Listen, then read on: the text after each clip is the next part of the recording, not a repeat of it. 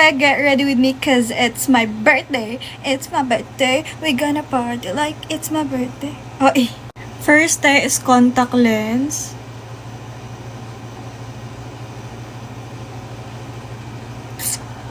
Parang sobrang OA ng contact lens ko, pero pagkatapos ko na lang mag-makeup, saka ko siya papalitan ko kung sa tingin ko hindi siya bagay. Kaya baka lang siya weird dahil wala pa akong makeup. Next is toner.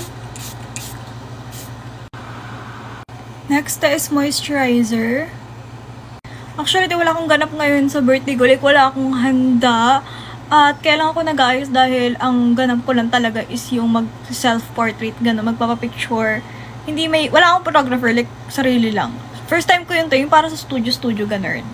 Kaya talagang dapat nananapak yung face card natin. Pero, ayoko magbongga. Parang gusto ko yung simple lang.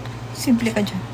Pero seryoso kasi hindi lang itong outfit na suot ko ngayon yung gusto kong picture. Magdadala kasi ako ng damit na parang parang CK na type. Like parang yung sports bra ganun. So, kapag sobrang bongga yung makeup ko, hindi siya babagay dun sa second outfit ko. So, yeah.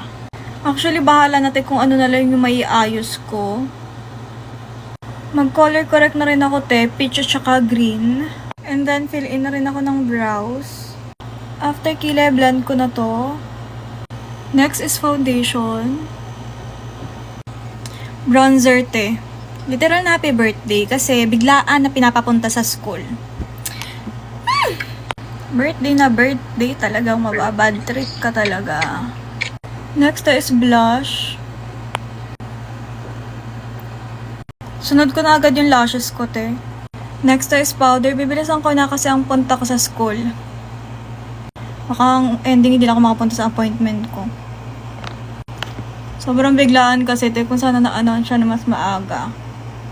Eh di sana kahit na i-cancel ko yun. May reservation fee na ako. Next is eyeliner. Next is highlighter. Hindi na ako mag-eyeshadow and okay lang, maganda rin naman kahit wala. Valid naman siguro masad no? Kasi parang ang ending hindi na matutuloy yung picture. Ay. Alam niyo lang yung tanging dahilan kung bakit ako na-excite ngayong birthday ko tapos parang hindi pa matutuloy. Since naka-red ako agre-red ako sa inner.